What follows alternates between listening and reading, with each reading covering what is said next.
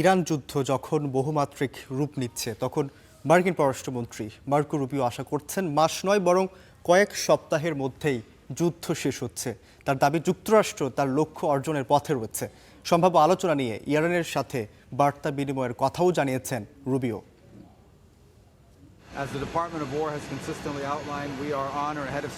যেমনটা department of war জানিয়েছে, আমরা ইরান অভিযানে এগিয়ে আছি।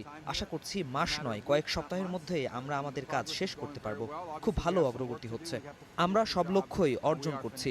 কোনো স্থলবাহিনী ছাড়াই আমরা লক্ষ্য অর্জন করতে পারবো। তবে যে কোনো পরিস্থিতির জন্য প্রেসিডেন্টকে সর্বোচ্চ বিকল্প ও সুযোগ দেওয়ার জন্য আমরা প্রস্তুত থাকব। আলোচনা নিয়ে ইরানের সঙ্গে বার্তা বিনিময় হয়েছে। কার সঙ্গে কথা হবে, কি বিষয়ে এবং কখন কথা হবে এ বিষয়ে স্পষ্ট হতে আমরা অপেক্ষা করছি। আমার কাছে এখনো কোনো নতুন তথ্য নেই। এটি যে কোনো সময় হতে পারে, আজও হতে পারে, কালও হতে পারে।